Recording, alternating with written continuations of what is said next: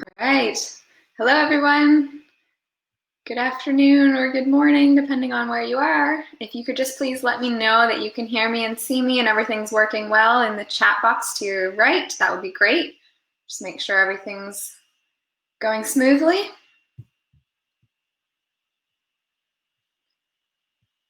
Good morning.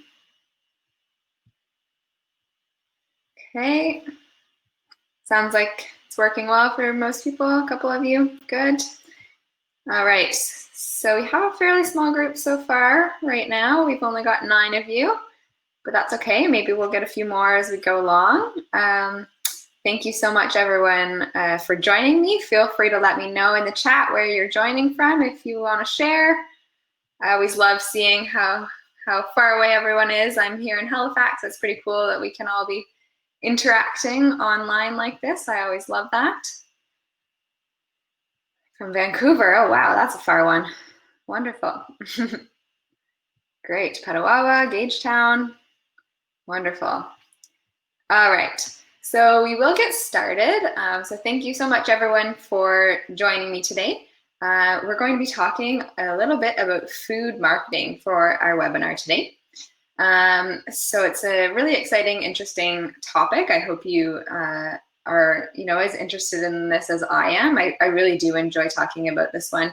And we're going to sort of dive into the different types of food marketing and how the industry uses food marketing to convince you to buy their products and their foods, and the ways that they try to manipulate us and convince us that we should be purchasing certain items, and kind of how to be more aware of these types of tactics and how to try to resist the manipulation and all of that good stuff. So that's kind of a general overview of what we're going to be diving into today, and we'll be looking at all different types of food marketing. So for those of you who maybe haven't already joined a webinar with me in the past, I've been doing these really since early April, I guess, when all of this started. We've been doing our webinars online, which has been lots of fun. So my name is Madison Walsh. I'm a registered dietitian, and I have a Master's of Public Health from the University of Toronto. And I am a health promotion specialist here at CFB Halifax. So that's just a little bit about me. Probably, I assume many of you have already joined webinars with me. I know a couple of people from my last week's webinar signed up for this week, so hopefully we have some people joining in again from last week. That would be great. And I will also be letting you guys know and giving you the link to my upcoming webinars for the next 2 weeks. So stay tuned for that, and you'll be able to register for the next ones that are coming up. All right, so we'll jump right in, but before we get started with the material, I just have to go through a few different points. So just for everyone's knowledge, this presentation is the intellectual property of DND, so don't try to reproduce or retransmit the slides in any way. Also, if you have children in the house, then just please know that all of our content is designed for an adult audience, so use your own parental discretion with that. Also understand that we're kind of going with a privacy rule with this webinar, so anything that's shared by other group members in the chat is not to be shared outside of this webinar, so just try to keep personal stories to yourself. Well, if they've been shared, you're welcome to share your own personal stories. I just don't want any other people repeating them elsewhere. We want to try to maintain our privacy that way. And lastly, this webinar is being recorded and will be available on the CAF Connection website. I like to just send the link to you guys so that you have it. So this is the link here. I'll send it to you in the chat. It's the Kingston Health Promotion website that they've been doing a really good job keeping track of all of them and having all the links. So all of my previous webinars, as well as all of the other lovely health promotion specialists webinars, are posted there. It takes a little while for them to get posted after they've gone live, but you will see this one come up within the next few weeks probably. So you can watch it again, or you can go back and watch old ones, recommend them to friends, whatever you'd like. So feel free to contribute to the presentation through the chat, but that part of the presentation is not saved. So anything that's said in the chat is is kind of just for the live portion. So please do participate as much as you'd like, but if you just want to sit back and watch, then that's perfectly fine too. Okay, so before we get started again, just with the material, we are going to do a quick statistics poll, and we do have 2 other statistics polls at the end of the presentation.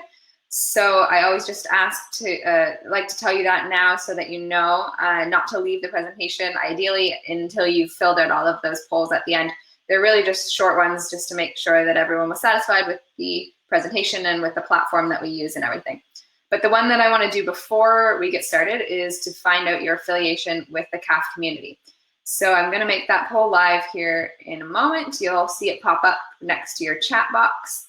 And if you could just let me know, that would be great. It is completely anonymous, so your personal information will be not linked whatsoever to your answer.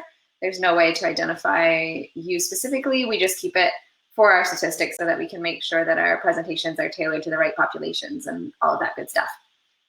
So good, looks like all 11 of you have answered so far, so that's great. We may have a couple others join as we go along, but for now we'll stick with this group. It's great. So now we're gonna get started. I normally do turn off my video at this point just so that you can see my slides a little bit better. It makes them a little bit bigger. So I'm gonna do that now. You should still have no problem hearing me. Let me know if anything goes wrong in the chat when I do that, and then we'll jump right into the meat of the presentation. So, all right.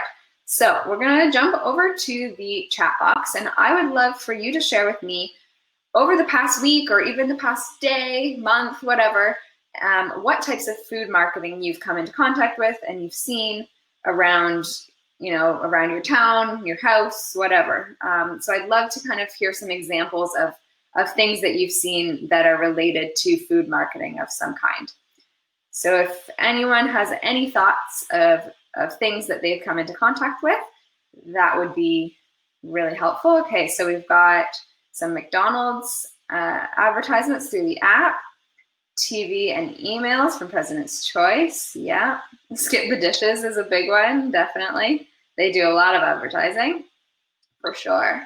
Yeah, so, there's someone sent a video. Okay, awesome, thank you. We actually are gonna be watching a video together for this presentation. It's gonna be the first time that I'm sharing a video through this Demio platform, so hopefully it'll work, but it's a pretty interesting one. Just shows you a few of the different ways that that we can be tricked in food marketing. So thanks for sharing another resource, Cameron, that's great. We've got local businesses being advertised on Facebook, that's a really common one. Meal kit delivery services, yeah, so like HelloFresh, and I think there's Good Food or whatever, the Good Food Box. There's a really, really popular ones these days. Definitely they advertise all over the place. Okay, great. So thank you so much for sharing. These are some really, really common types of advertisements or food marketing that we see. And we're gonna talk about lots of those types as well as lots of other types. So really the list is quite endless in terms of the types and the formats of food marketing and where we see it. So this is actually a rather short list, although it looks pretty long, of just some of the types of food marketing. So things like branding, sponsorship, celebrity endorsements, contests, promotions, using social media. Someone mentioned Facebook, that's a really big one. Magazines, commercials and advertisements on TV, TV and movies, radio, internet, online, even in the grocery store, before the start of movies, at the theater, and music lyrics and music videos. So like I said, these are just kind of to name a few. The list goes on and on. There's so many different ways that we see food advertising that kind of go beyond the typical like billboard that someone might think of a billboard advertising a restaurant or something. These are kind of beyond that basic type of advertising, and they're becoming much more common these days to have these more in-depth types of food advertising and food marketing. So what we're going to do for this presentation is we're going to kind of go through almost most of these types of food marketing, and what I've done is I've kind of selected one strong example in each of these kind of categories that we're going to talk about, just so that we have a general idea of the different ways that companies market food to us. And I'm using one very strong example in each category to really drive the point home. So what we're going to start out with is branding. You can see that's kind of the top one that I have there. But first, I just want to quickly mention how early food marketing begins. So food marketing, it starts literally like from the moment you're born, you know, as soon as you're able to recognize colors and shapes and words, and as your development goes on, these companies, they target children, you know, so easily, because we find that children have the ability to really absorb this information, but also they don't necessarily have the ability to filter through the information the way that an adult does. So as a result of that, they're just kind of absorbing it all and kind of being really strongly affected by some of these advertisements. And that leads to them, you know, wanting their parents to purchase a certain type of food because they saw it on TV, or because the box has Barbie on it, because they're just interested in Barbie, and so they see it on the box, and all of a sudden they want to buy it no matter what the food is. It just makes it more fun. So kids are really quite vulnerable to food marketing, and these companies take that advantage, and they really do a great job at influencing food choices of kids by using different types of marketing. So there's been a study that was done by the Heart and Stroke Foundation, and they found that in one single year, kids between the ages of 2 and 11, so 2 is kind of that age where they can really start to be most influenced by these types of food advertising. So between those ages, it's been found that within that 1 year, kids would view more than 25 million food and drink ads online alone. So we're talking kind of like social media, game websites, television, Netflix, like all of those types of online activities that children would be engaged in. That's about 25 million times that they're seeing some sort of food and or drink marketing being targeted at them in just 1 year. So it's pretty insane how much they are influenced by it and how much they end up seeing it. And it really does play a big role in the food choices that are made by these children.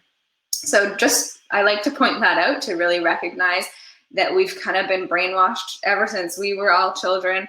We've been brainwashed in order to see all these types of food marketing and have the desire to purchase foods based on how it's being marketed to us. And that lasts throughout a lifetime. And it's really hard to undo the effects that kind of have been done from such a young age. So through this presentation, we're now going to be kind of talking more about the ones that are targeted towards adults, because of course we're all adults here. But just it's important to know that we were all kids once, and we were all affected just as well by these types of children food marketing, and it does kind of have a long lasting effect into our later in life and when you become an adult. All right, so like I said, we're going to start out with branding. So I think I probably don't even need to ask, but I will anyway. I want to know what words pop in your head when you see this slide. So tell me in the chat what is your first thought when you see the image on this specific slide?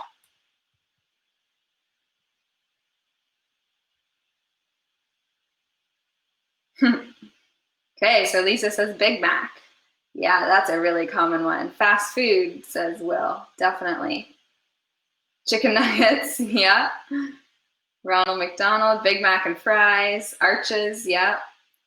Great, so probably McDonald's is one of the absolute best examples of a very, very successful branding.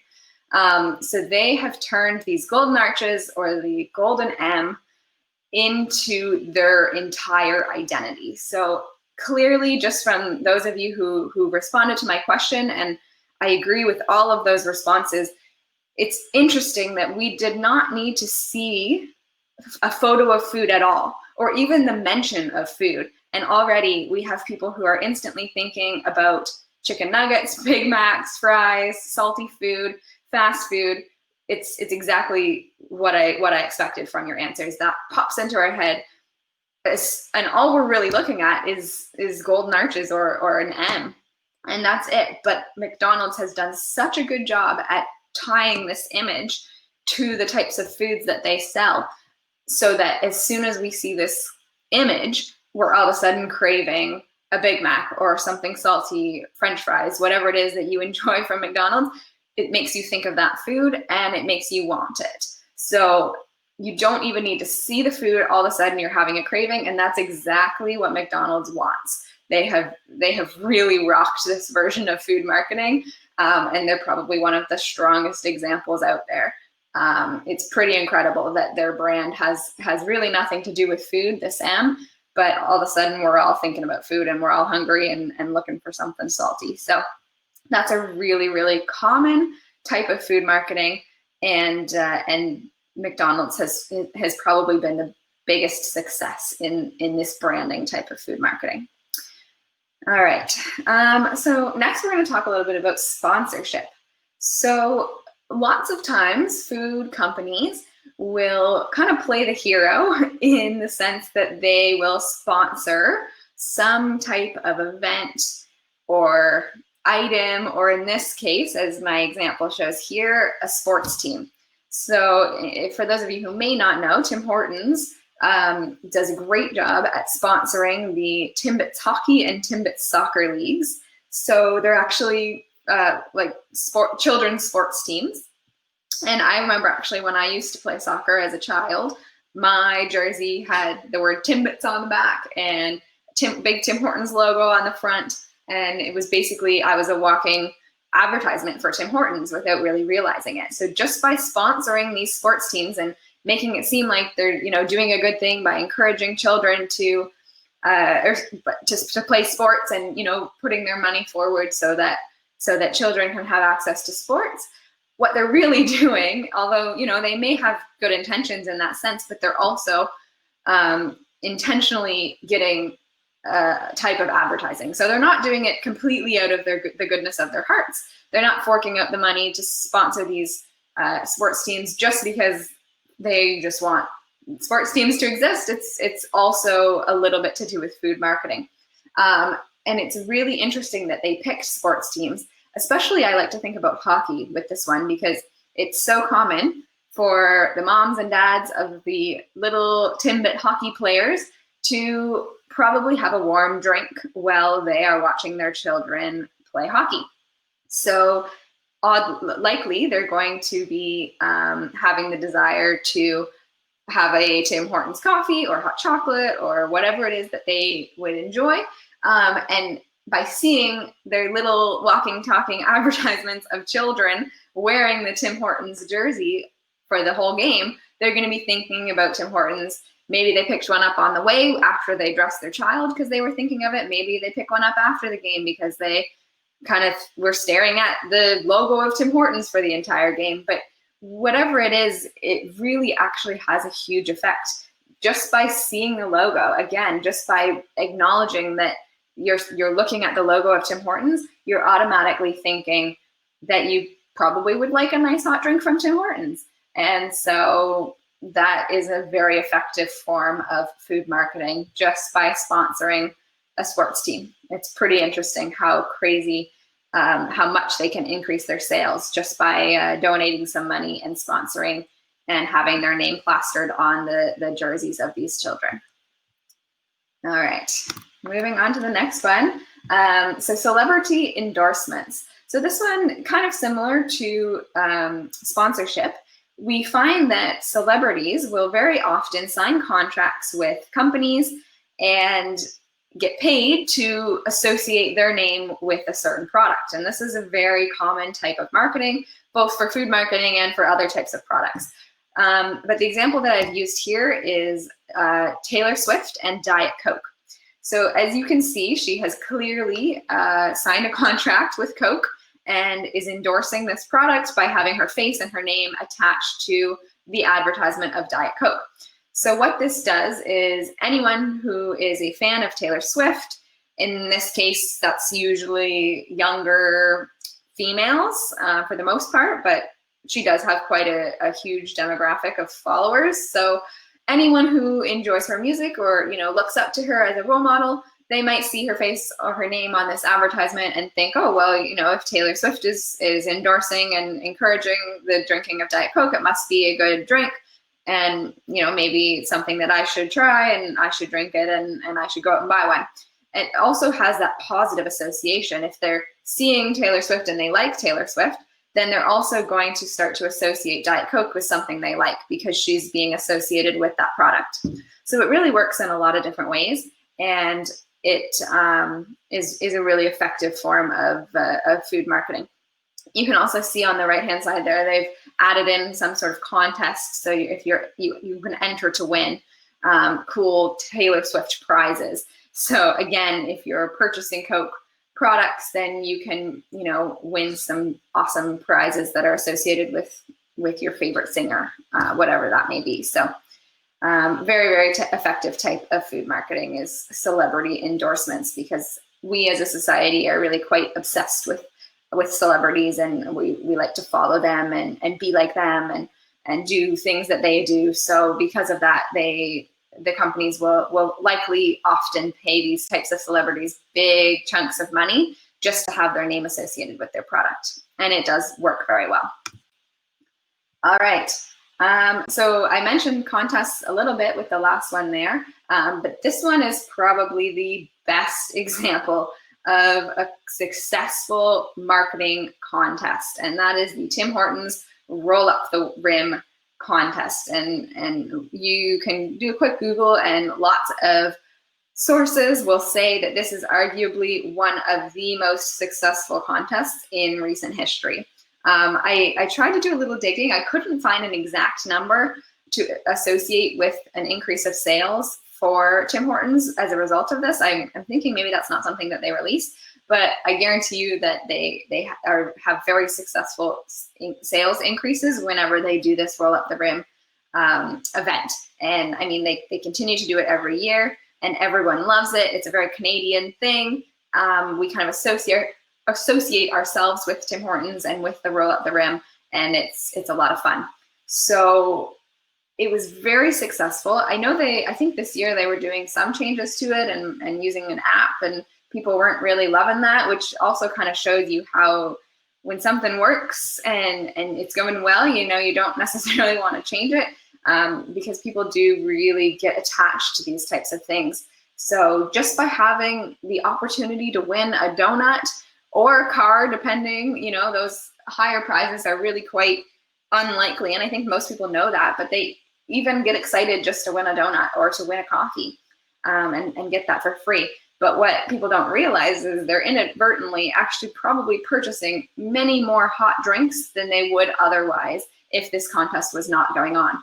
They're more likely to decide to go to the drive-thru and get a coffee during Roll Up the Rim because they want to have that excitement of the possibility of winning a prize. And it's been very successful for Tim Hortons, and they have seen huge sale increases. It's been a really great promotion for them. So that's just one example of how contests can increase the amount of purchases and their sales for these types of companies. So they're not doing it just for you to have fun. And you may think that by giving out so many prizes, maybe they're losing money, but I guarantee you that's not the case, or they wouldn't be doing it. The amount of prizes that they give out, it is tiny in comparison to the amount of money that they would have coming in as a result of this type of contest, because their sales are increasing so much and people are talking about this company and excited about it. And it's really just a free advertisement for them once they invest the initial amount of money. It just kind of keeps itself going just by being such a popular event. Okay, moving on to the next one. This is one of my favorite ones too, so promotions. So I chose two different types, but they're both by the same company, which is Coca-Cola.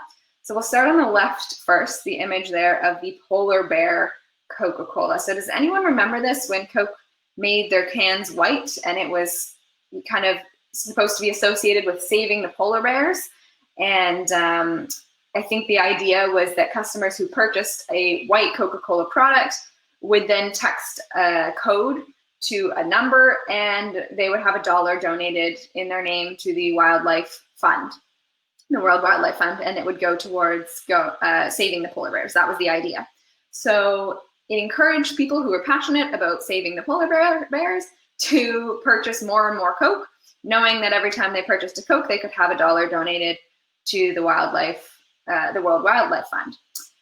So, you'd think that that would be pretty successful. And in a way it was. It definitely did encourage people to buy Coke for the reason of wanting to save the polar bears. But I have an interesting question for you. I want you guys to look at that photo, the one on the left there, and tell me what that can looks like. So it is just a regular Coke can. They just made it white because they wanted to have this promotion. But I'm curious if anyone can tell me what else they think it looks like.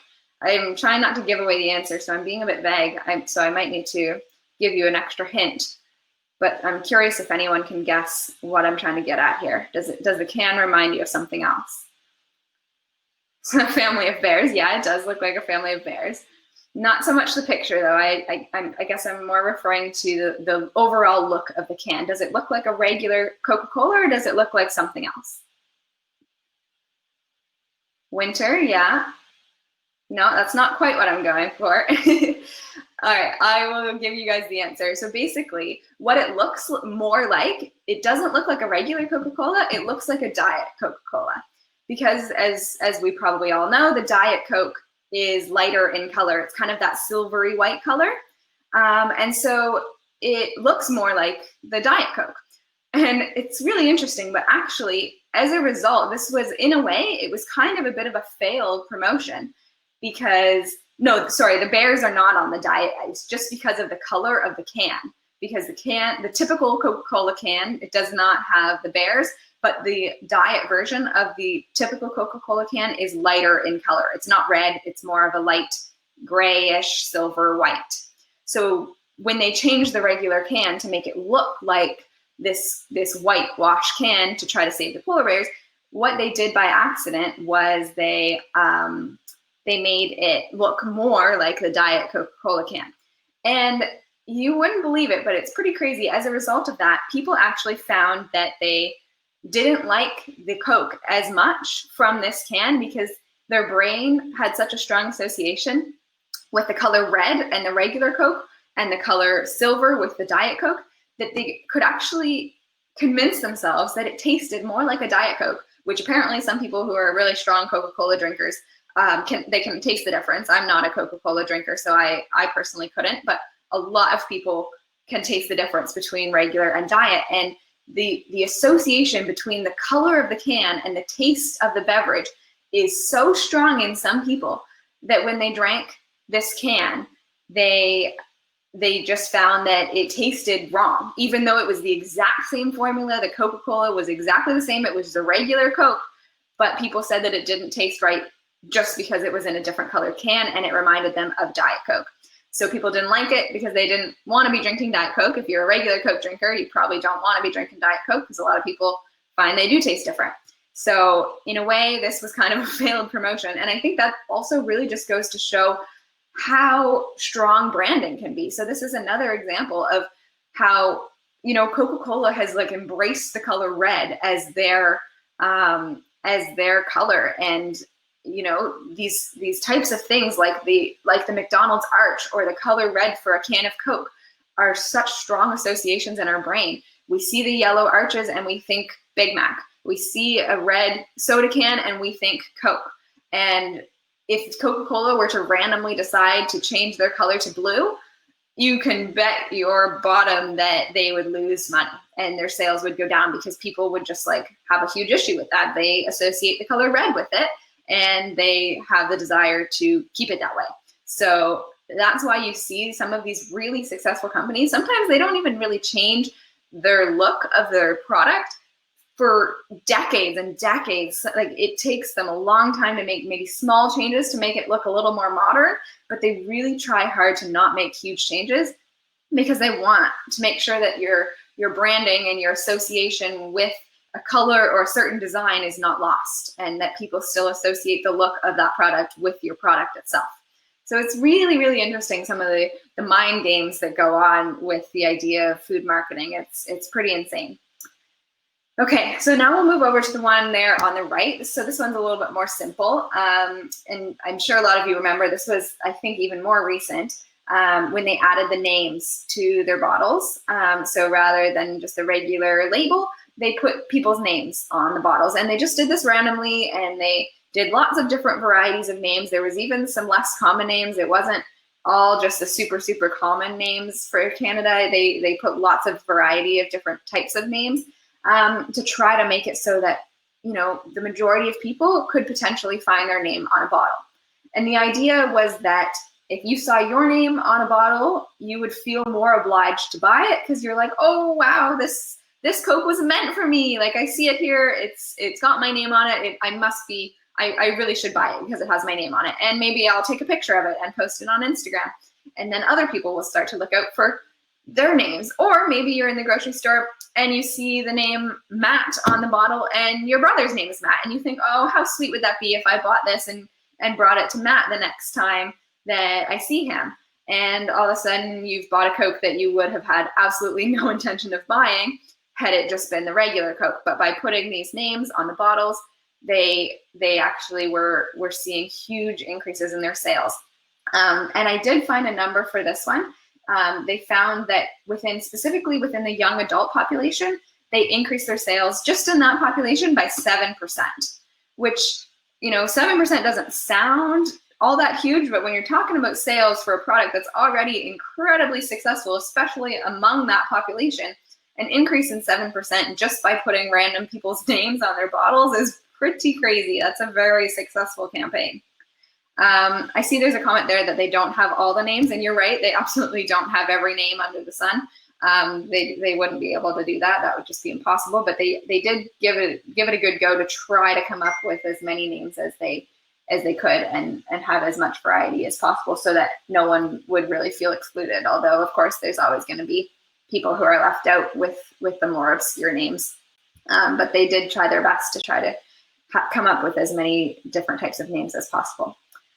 So yeah, 7%. That was pretty crazy. It's very successful, and that's just among the young adult population, which is already a quite a high Coke consumption population in that age group. So it's very impressive that they were able to do that with such a simple idea. I mean, when you think about it, they probably spent very little on this because all they had to do was just change the label. They really didn't add anything. It's just different wording and a different arrangement of the label. But I mean, they print their labels no matter what, so they're really not doing a whole lot to make a difference. Yeah. So anyway, there we go. Vanilla Coke, says Tyler, is apparently pretty good. I've never had vanilla Coke, but I believe you. That does sound kind of interesting. All right, up next. So social media, I doubt that I need to say too much about this one. I think we all have a pretty good understanding of the amount of marketing that we see on social media. This can be both businesses and personal social medias. So on the top corner there, I have a social media advertisement on Instagram by McDonald's. So it's become very, very common for some of these bigger companies, and even startup companies these days are having their own social media accounts just for the company, and they're using that account solely for marketing and promotion.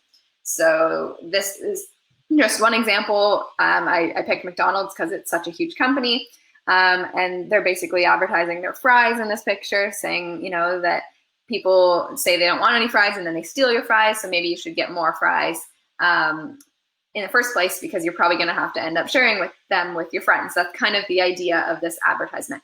So they're promoting the purchase of extra fries so that you can not have to share. So that's an example of a business type of social media. But then on the other side, down in the lower corner, of course, we have your more personal social media. So it's very common for people, just everyday people, to take pictures of the food that they're eating at a restaurant or an event or what have you, and post it. They will likely put a tag in for the restaurant that they're at or what the food is that they're consuming. And that's really actually like kind of a free advertisement for that business. So businesses will like to make it very easy for you to find their location tag while you're searching for your social media tags, and it'll come up and it'll be a suggestion that you tag that you're eating at whatever, the Keg Steakhouse. And so then you say, oh yeah, I should include that, and you tag it as that's your location. And then you have your friends scrolling through your social media and they saw that you ate at the Keg, and all of a sudden they are thinking about how much they could use a steak, and they're wanting to go to the Keg now too. And maybe they go next weekend. So that's really a very easy, free way of promoting their own business. And they don't really have to put much effort into that at all. All they have to do is make sure they have an active social media account, and then people will automatically be inclined to say that that's where they ate, and it will lead to an increase of customers for that company. All right. Okay. We just have some comments. I want to make sure I'm keeping up on them in case there's any questions. Yes. Oh, that's interesting. Thanks for sharing that, Marta. So sometimes they ask you to take pictures of the food and put it online. That's definitely a form of food marketing. Absolutely. So they're wanting you to advertise the food that you're serving. And yeah, I totally agree with what Tyler's saying too. A lot of times people will want to put a location and say that they ate at this place, and it's kind of a way of bragging on social media and saying, oh, look at me, I'm having such a great time. I'm eating at this restaurant. Doesn't my meal look delicious? And it's kind of a way of making yourself feel like you have a really interesting life, and all your followers are going to want to do the same. So it's kind of a bit of a social media trap that way. Okay. Up next, we have magazines. So I chose kind of a different type of advertisement for this one because I find, especially these days in magazines, it's typically the kind of healthier food products that we see advertised. Of course, it depends on the type of magazine that you're looking at, but we often do see these sort of healthier food advertisements, and I put that in quotations, of course, in these types of magazines. So in this case, I think it's some sort of smoothie drink that they're advertising, and it's an advertisement from Whole Foods. So what they're saying is they're concerned about your health, and they have made these types of drinks just for you so that you can be nice and healthy by drinking this kale, apple, ginger, romaine, spinach, cucumber, celery, parsley, lemon beverage. So they've advertised all the nice, healthy ingredients that going into this beverage, and trying to make it seem really good for you, and trying to make you feel that they designed it just for you, and that they want you to drink this in order to be more healthy because they really care about your health. But of course, they're still trying to sell you a product. So this drink is not just something that they whipped up, in their smoothie blender and are making just for you homemade. It is absolutely still a product. It's a packaged, processed product. They're not selling you, a cucumber on its own. They're selling you some kind of whipped up beverage that's, got all kinds of other ingredients in it. They're very rarely advertising just like saying, hey, you should eat a cucumber because cucumbers are good for you. So it's not always something that we need, but they're selling you the idea of health. And they're saying, if you drink this or eat this or do that, then you'll be more healthy. And that's exactly the type of advertisement that we're seeing here. They want you to think that if you follow their product and consume their product, that you will be healthier. And that's not always the case. We kind of already know that, of course, we want to consume fruits and vegetables and follow a healthy diet, but that doesn't mean that you need to buy this blended smoothie, green smoothie thing that they're selling you in order to be healthy, but they're making it feel like you do. And like that is the kind of the key to health. So it's a bit interesting that way, how they do that. And of course, we also see advertisements for other types of foods. It's not always just these health food category type foods. You would see advertisements for restaurants and things like McDonald's in magazines as well. But I find that lately it's more commonly these healthier types of things that they're trying to advertise to you in magazines. So that's why I use that one there. Okay. All right, so music videos. So here we go. I'm not sure if any of you recognize this one, but it's Lady Gaga, and this is her music video to the song Telephone. So this is a really good example of what we like to call product placement. And product placement means that some sort of product has been intentionally placed in a form of media. So that can include TV, movies, music videos, like this case, really anything, on purpose, and they have paid to have their product placed in that form of media. So in this case, you can see she's holding a jar of Miracle Whip. This is a pretty weird music video. It's very random, and it seems like a very weird combo for her to be holding a jar of Miracle Whip in this movie. It really has nothing to do with the song, and it is very random. But clearly, Miracle Whip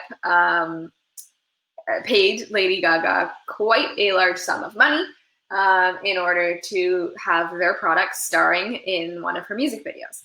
And I think there were a few other products that were in this music video as well. And I actually had originally used a photo of her with the Coke cans in her hair. She uses them as like rollers in her hair. But I learned after I looked into it a little bit more that she actually voluntarily put the Coke cans in the music video because that was something she actually saw her mom do as a kid. She used Coke cans as rollers. So Coke didn't actually pay her anything in that case. So it still was a form of marketing for them, whether they wanted it or not, because she was displaying their product in her music video.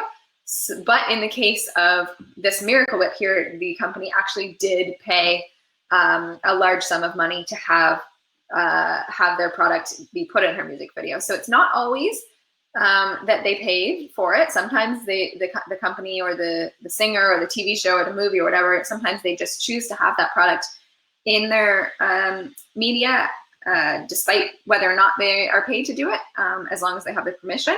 But in other cases, they're actually asked to have a certain product. And in this case, that's what happened.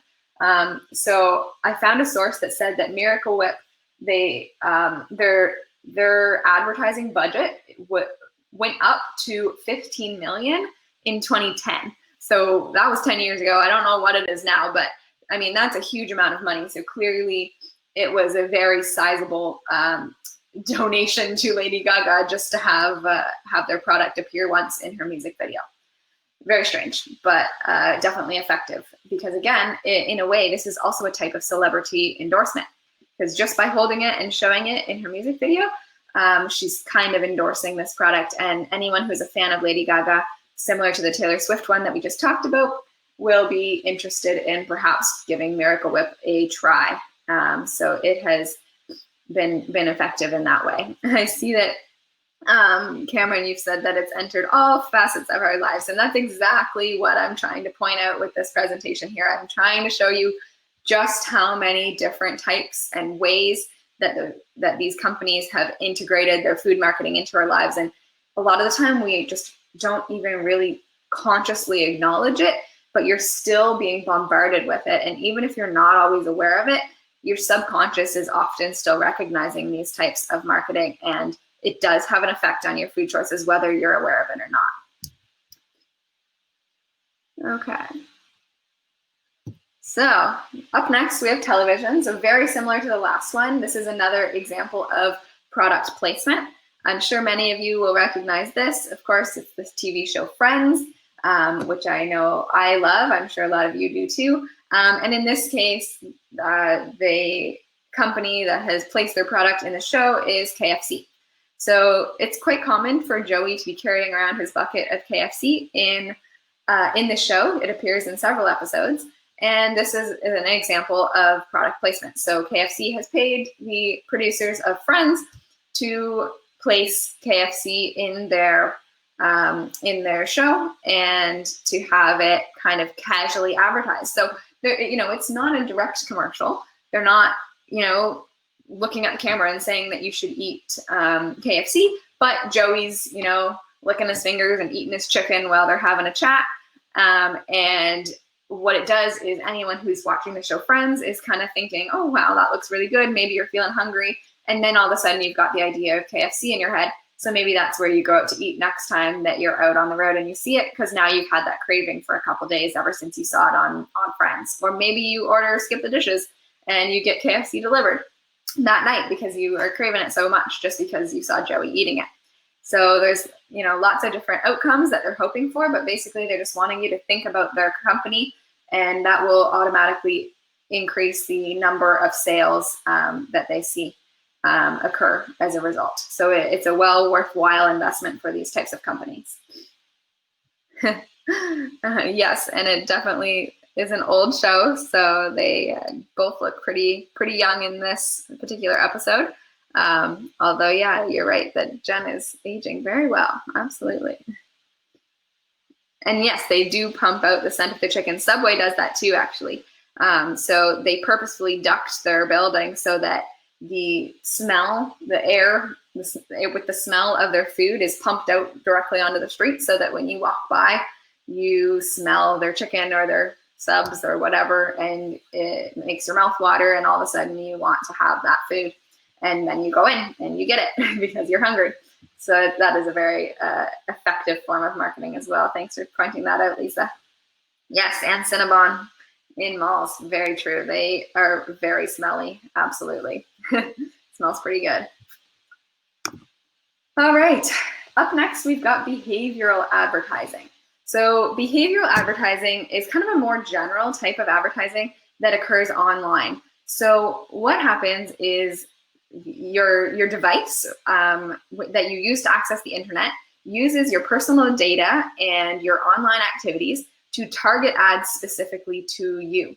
So they figure out all kinds of facts about you, like your interests, just based on what you typically Google or what you look at, as well as your demographics, like your age, your gender, your occupation, where you live, just based on your IP address or whatever. And they can then target their ads towards this personal data. So if they know how old you are and what you do for work, they're going to target certain ads to you and different ones to someone who's maybe 20 years older than you and is retired. So they can figure it out pretty well what you're more likely to be interested in, and push those advertisements to you so that it's more effective. Because if you see an advertisement for something that just simply does not apply to your way of life and something that you would just never need or never want, then you're just going to scroll by and it's going to have no effect on you. But if you're, interested in a certain thing and they figure that out, like for example, if you're getting married and you've been Googling a lot of wedding information, let's say, and you're looking at decorations and dresses and whatever, then all of a sudden you're going to start seeing advertisements that are targeted towards weddings and different types of wedding decorations and different types of wedding dresses or whatever it may be. And so, yeah, Tyler, you're saying sometimes you like them. Absolutely. Because sometimes it actually is something that you're legitimately looking for and you would like to buy. And, sometimes it's not. So in the case of food, they kind of figure out the types of foods that you eat, the types of places that you typically eat out with, and all of that. And then they can actually target advertisements for different restaurants or different types of foods or different stores that sell the foods that you like, so that you're more likely to buy those products. So yeah, it's pretty crazy what they can track. They can track what you like. They can track what you comment on. They can even track how long you look at a post before you continue to scroll. So if something's boring to you, you're just going to scroll past it without really looking much at it. But if something is catching your interest, then maybe you'll read that post, and your device can actually track how long you're reading that particular post. So it's pretty interesting. And there are certain ways that I think you can stop these types of advertisements. You can turn off the tracking devices somehow. I don't know all the details, but there are definitely ways that you can be more private about your searches so that you can't be tracked as well. But some people actually do like like Tyler said, they like the effective personalized ads sometimes, because sometimes it is actually kind of helpful, and it helps you to find things that you are interested in. So it really depends on what you like and whether or not you're comfortable with that being targeted to you. Okay. Next up, I want to talk a little bit about the grocery store. So the grocery store is actually set up in a way that encourages you to buy more or to buy things that perhaps you weren't intending to buy in the first place. So here we have a somewhat typical grocery store setup. Of course, they're all a little bit different, but usually the main points are always the same. So, for example, when you first walk in, you see here in the very bottom right-hand corner, we have floral and we have fruits and veggies. So when you first enter this store, what they call that area, they call it the decompression zone. And this area is designed to make you feel good and prepare you for a good shopping experience. So if you see these bright, beautiful flowers and all the fresh, clean produce and vegetables and fruit, it's really bright, it's happy, it's fresh, it smells good, and you're gonna be in a better mood. Even if you're going into the grocery store cranky, it's gonna make you feel a little bit better and put you in a better mood to have a better grocery store experience. So it's pleasing to the eye, it makes you a little bit more happy. In addition to that, they purposely put the necessities along the perimeter of the grocery store so that you are kind of forced to at least do a whole lap of the perimeter of the store before you leave, because you're probably gonna need some fruits and vegetables, you're probably gonna wanna go to the bakery, then they've got all the meat along the back. In the far left corner, they often have the dairy, and then you've got to go all the way around to the checkout. So even if you don't go up and down the aisles at all, you've still got to do a full lap of the perimeter of the store to get most of your products that you probably are most likely to need. So they do that on purpose. They want you to do more walking, because the more walking that you do in the store, the more likely something's going to catch your eye that you weren't intending to buy, but now all of a sudden you've seen it and you want it and you're going to buy it. I see we have a comment from Marta about working at a supermarket. Yes, so they definitely do put what the products that they want you to buy at eye level. They typically call this the thigh to eye zone. So anywhere from your mid-thigh to your eye level, though that area of the shelves is the most likely for people to see it, and therefore the most likely for you to buy it. If something's too high up or too low down, you're less likely to try to, either bend down or go on your tippy toes to see it, and you're not gonna really bother. So you're just gonna buy what you see first. And yes, Lisa, I was literally just about to say that. It's absolutely how they target kids too. So they often will put the colorful kid-targeted foods down low, so that when children are walking along with their parents, they will see these products that are targeted at them, and they will all of a sudden say, oh, can I buy this? I want this. Look how cool this is. And then all of a sudden the parents have issues with that. So yeah, it's a really quite a smart way of advertising. Also, it's interesting to know that the dairy is probably the farthest from the door for the most part. So if you start here where the little red X is, you can see the dairy is in like the complete opposite corner. And they do that on purpose because I think if you think kind of what types of things do you pop into the store to get, one of the most common things that people run out of and need to pop in to get more of is milk, right? So milk or butter or eggs, those are very common types of things that we just need to grab more of. So if you're going to the store just for one or two things, oftentimes it ends up being dairy. And oftentimes that means you have to walk all the way through the store just to get your one or two things that you need.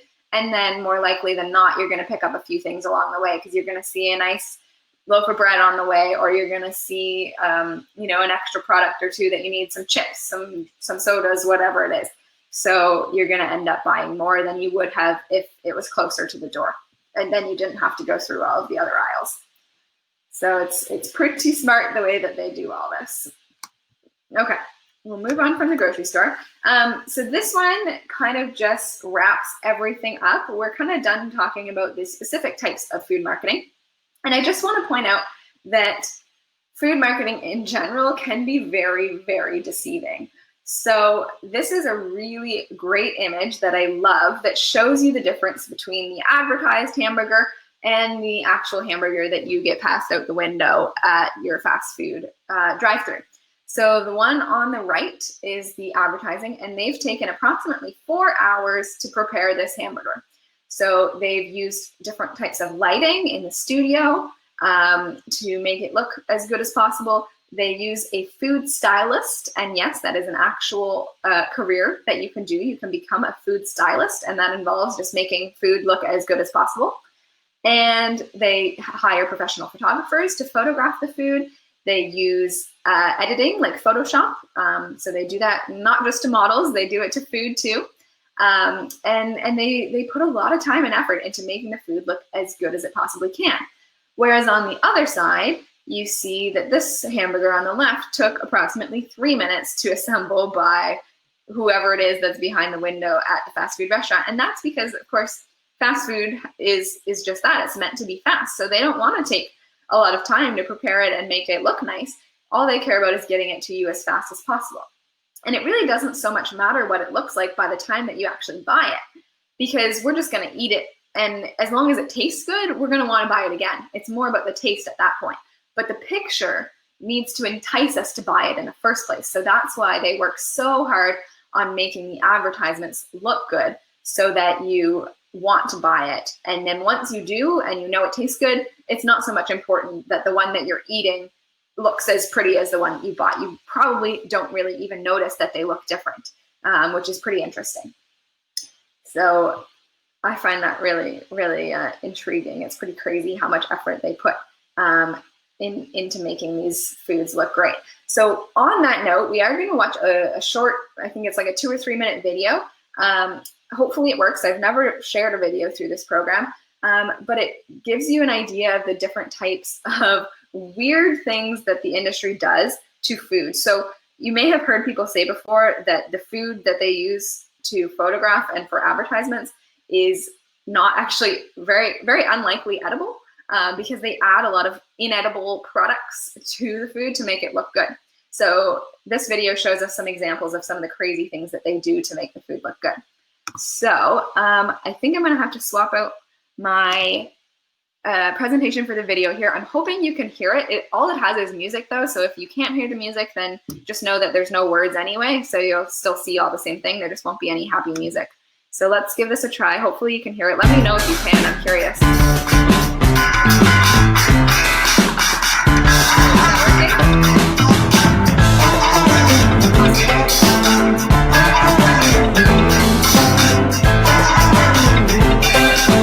Is that working?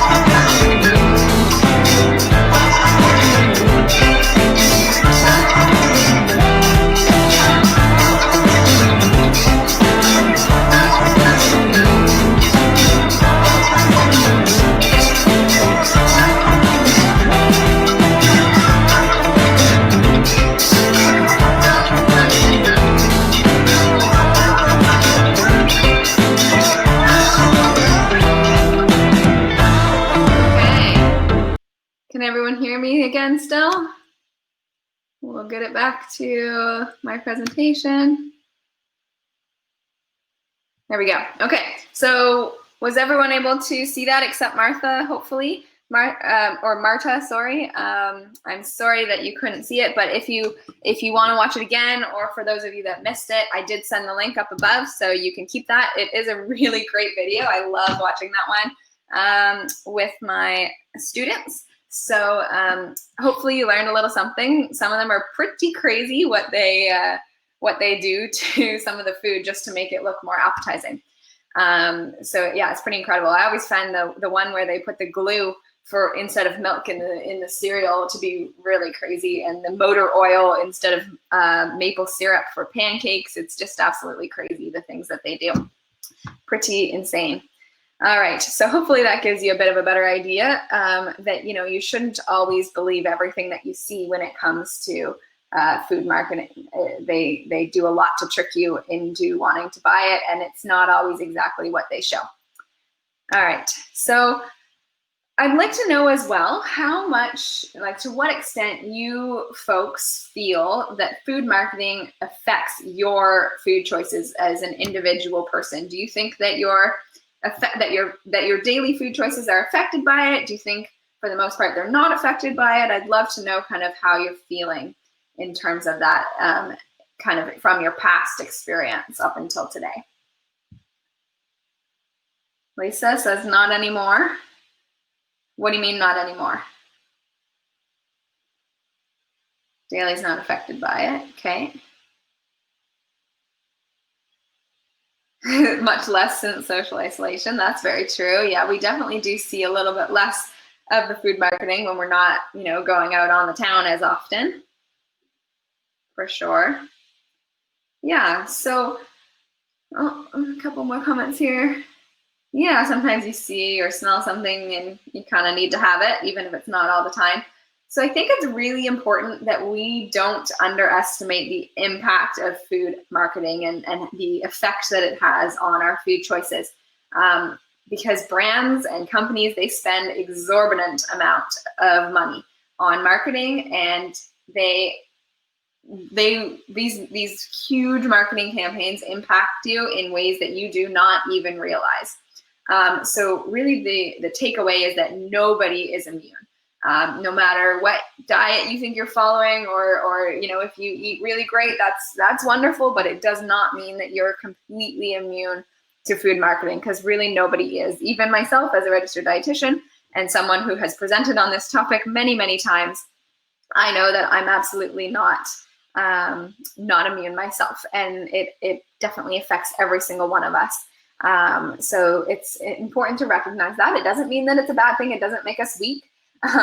It happens to everybody, and there's nothing wrong with that, because it's very difficult to resist, because they put so much money into it that it's just unlikely that anyone's going to be able to resist completely, because they commit way too much to trying to make sure that you cannot resist.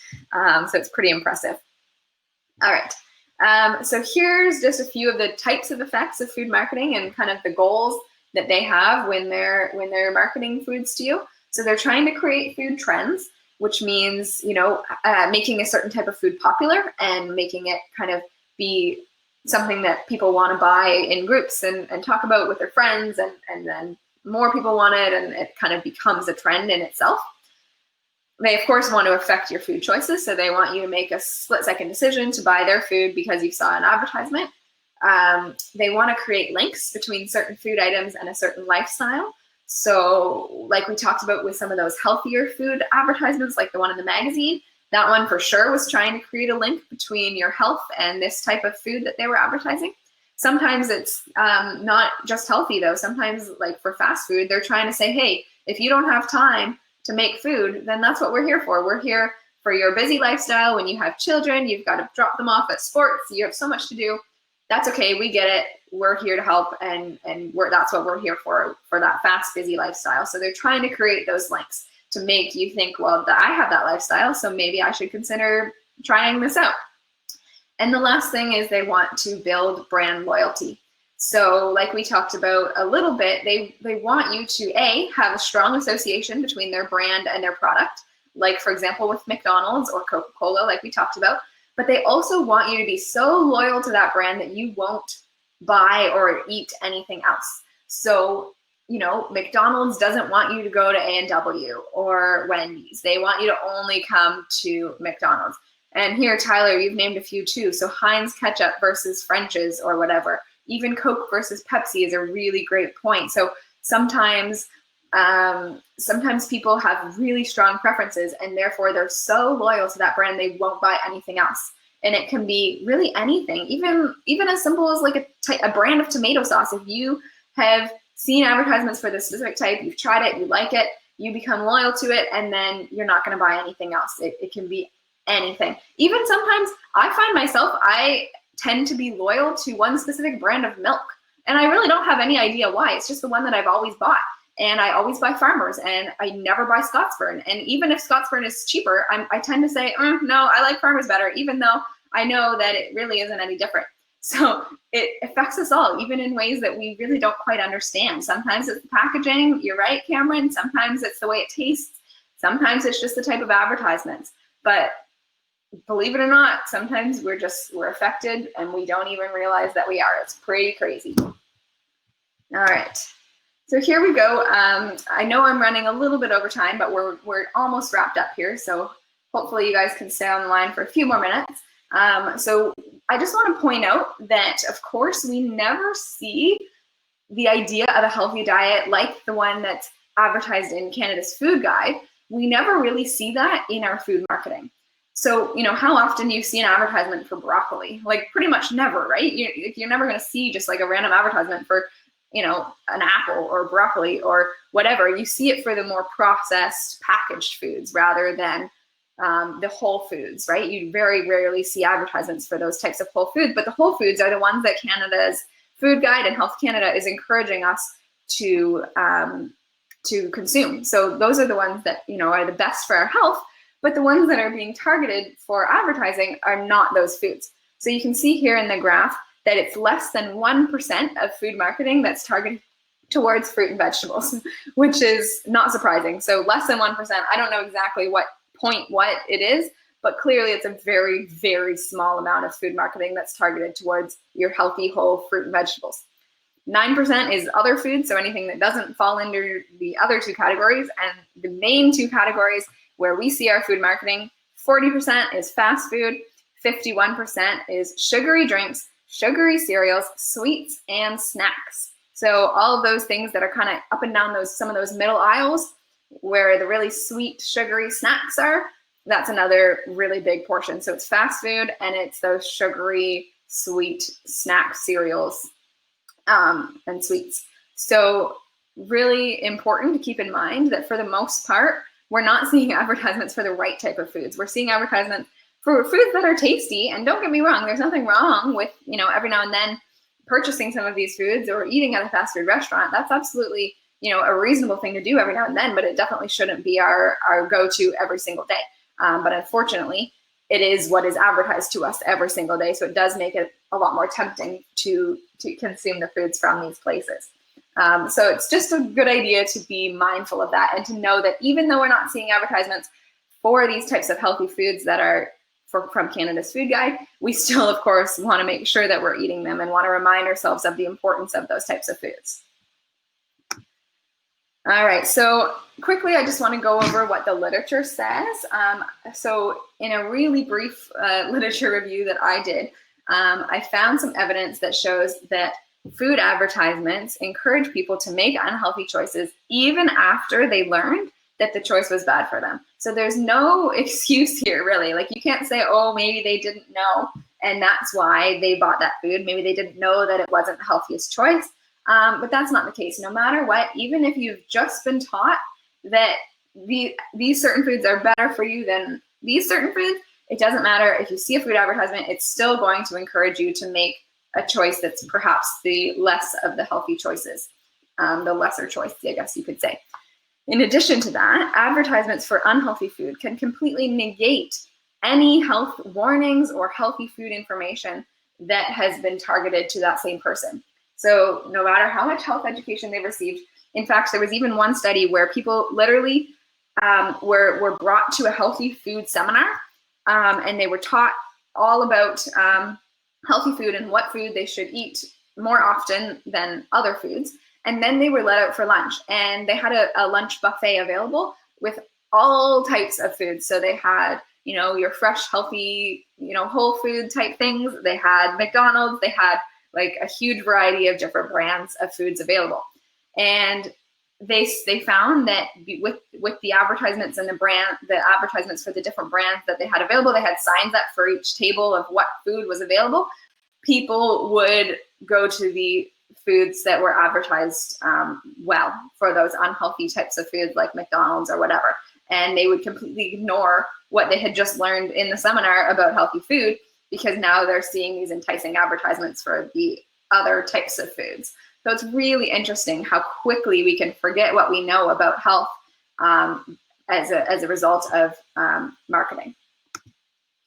Okay, so here are just a few strategies for how we can avoid being manipulated by food marketing. And the top one there is simply to be aware of marketing tactics.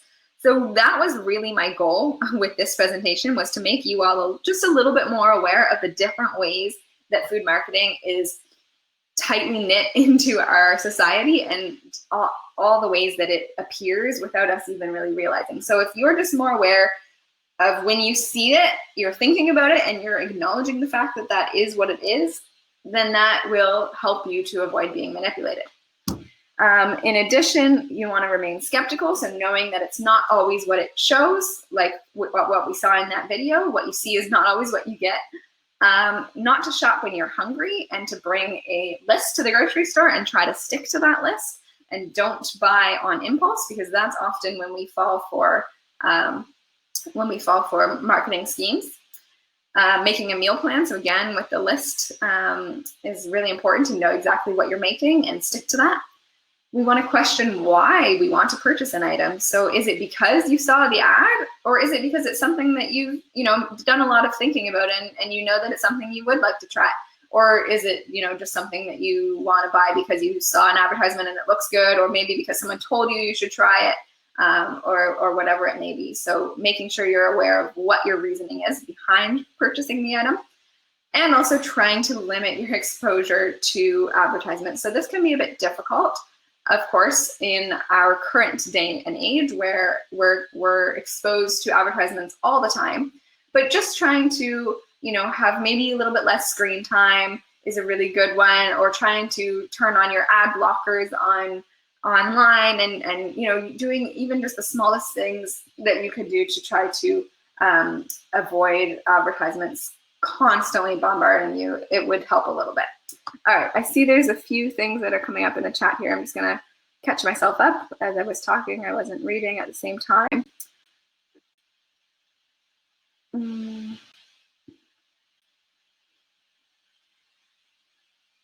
Okay, why do mess halls only have pop machines? Yeah, absolutely it is. That's a really good question, Cameron. So actually in Halifax too, and I see Marta has said that in Gagetown they took them out, and we have done that in Halifax as well. So we're definitely making progress, and we're taking out those pop machines and some of the unhealthier snacks. We're also offering less dessert at lunch in Halifax. We're offering more of like the fruit cups and things like that, so the healthier types of desserts, I guess you could say, rather than having brownies available at lunch every time, because really most people don't always eat dessert at lunch. It's usually a dinner time thing, so we're kind of limiting the amount of dessert that's available. So we are making some really good changes, and it's pretty crazy how just by not having something available, people don't really mind. It's just a matter of, if they see the brownie, they're probably going to take the brownie because it looks good. But if it's not there, they're not going to miss it. They're not going to think, oh, damn, where's my brownie? For the most part, it's all about just seeing it and being manipulated just by the fact that the brownie is there. It's pretty crazy. So we're making progress, and we're definitely trying to make some healthier options be more readily available in the messes. Okay, so hopefully that answers that question. All right, so that pretty much wraps up the bulk of the presentation here. Like I said, we do have 2 polls, so I'd really appreciate it if you guys could stick around for these last 2 polls. I'm going to make them live now. The first one I want to know if you feel that you can apply what you learned today in your daily living. Just to note, the negative responses, so the disagree is at the top and the agree is at the bottom. There's been some confusion in the past about the location. So make sure you read your response before answering. So let me know what you think about that. Again, it's completely anonymous. Even I don't know which one of you answered what. So there's no way that we can link it to your name. So please do answer as honestly as possible. And we'd love to have all of you answer if we could. All right. Looks like there's just one person who hasn't answered. So if that person could give me their answer, that would be really much appreciated. We do really like to have a full group of people answer these questions. And next one is, how satisfied are you with the Demio platform? So same deal, dissatisfied is at the top, satisfied at the bottom. That's just the platform that we've been using for this presentation. And if you had any bugginess with it or difficulties, then that's where you would say that you were dissatisfied, so that we would know, because for the most part, it's worked pretty well, but we just want to make sure it continues to do that and that everyone is not having an issue with the platform. All right, so if everyone present could make sure that they answer that last poll, that would be great. Okay, so now I do just want to put in a small plug for my upcoming webinars. So I'm in the past, I did a focusing on the macronutrient series. So we did carbs, protein, and fat, if you were there for that. If not, then you can go back and watch those online. But upcoming, I'm going to do focusing in on the micronutrients, so vitamins and minerals. So for the next 2 weeks, we're going to be talking about micronutrients. If that's something that you're interested in, whoops, there we go. Then you can register now. So I'm going to put up the link first for the vitamins. So I'll give you a moment. You can click register if you're interested. And once you have a few moments to do that, I will switch it up and I'll put up the one for minerals if you're interested in that one as well. And then you can register for both, and it just makes it easier for you guys so you don't have to seek it out on your own. So yeah, that should be a fun webinar. We'll talk about the different types of vitamins and minerals, where we can get them in terms of food sources, and the benefits in terms of health and what they can do for your body and what roles they play. So should be really interesting. And it would be great if all of you could join. That would be wonderful. So there's the vitamin one. I'll give you a few more seconds to click the link there if you're interested, and then I'm going to switch it up and put the link for the minerals. Okay. So I'm going to put the mineral one there. I can always go back to the vitamin one if anyone wants me to. So there you go. Now you can also register for the minerals. So one is on Thursday next week, and the mineral one is on Thursday the week after that. So it's for the next 2 weeks that we'll be doing it. So that is the information for that. Here we have just a few resources that are available to you all if it's something that you feel that you need some extra information, or if you feel that you need extra support. We always like to mention these resources at the end of the webinars, so please know that those are always available to you. You can take a photo of this slide if you'd like, so that you have that information. And you just know that it's always available to you, and to make sure that you make use of these resources if you feel that you need to. All right, and that wraps up this webinar for today. So unless there are any remaining questions or comments, I'll just pop back on here to say goodbye. I forgot to do that earlier. So yeah, thank you so much everyone for joining me today. And hopefully we'll see you all back for our micronutrient webinar next week. And you can stick around if you have any questions. I'll wait a few more minutes before I log out if anyone wants to ask me anything else. But other than that, you're free to go. Thank you so much. And hopefully we'll see you back another time. Have a great day, everyone.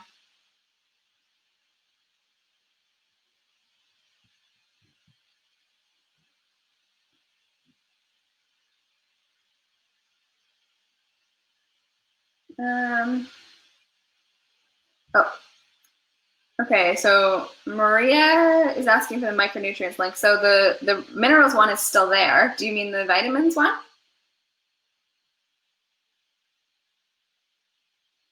I'm not sure which one you're asking for. If you could just clarify, that'd be great. Marta, your BE working. And if I don't, I can make it. Okay, well, let me know. No problem. Just register now if you want, and then if you don't If you can't make it, that's fine too. All right, I'll put the vitamin 1 back up there as well. A link you can follow for what, Marta? For the webinar? It should be the same link as the register link, I think, isn't it? Let's see. If we click register. Yeah, and I think you get an email once you're registered. I think it will give you the link in the email as well. So it should send the link to you for the webinar. All right, and there's a comment here from Julia. Organizing a PD day for my ship. Could you please give me a contact? Yeah, so what base are you at, Julia? Are you in Halifax? Because I can only do the webinars for PD days for Halifax. Otherwise, you'd have to contact your local HP. Okay, you are in Halifax. All right, great. Okay, so I can give you my Forces email. I'll be in the office tomorrow. I'm usually in just a couple days a week these days and working from home the rest of the days. So I'll give you both. I'll give you both of my emails so that you can send me that information, and we'd definitely be happy to be part of it, especially if it's virtual. I think right now we're not doing a whole lot of in-person PD, but definitely if it's virtual, then that would be not an issue at all. So I'm going to send you my email here.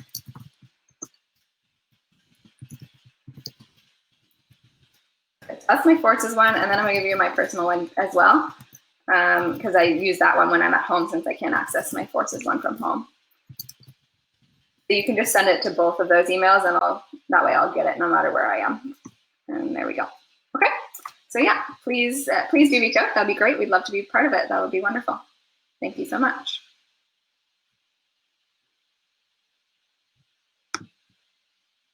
No problem. All right.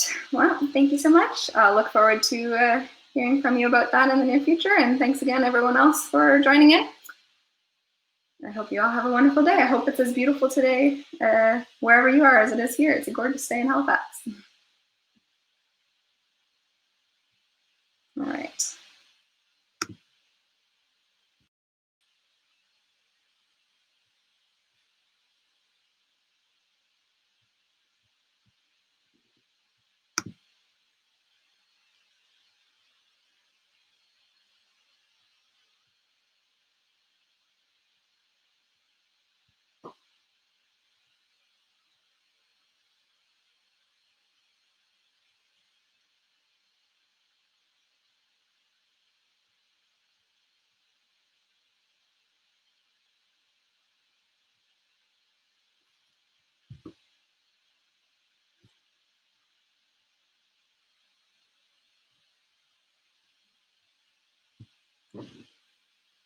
Yeah. You want a sandwich? I think there's some pasta left over that I'm gonna eat. Yeah, think so. Ham, Sandy. Rocking. So I booked that place. Oh, good. Yay. Haven't been here in a while, but there was one section where it said, tell the host a bit about yourself and your stay. Okay. So I straight up told them. Okay. I was like, hey, look, I'm going to be a Coast Guard officer and deployed. I was back. I want some required to do my self-isolation. Hope this works. Thanks. And I just went back and I made that. Happy to have you.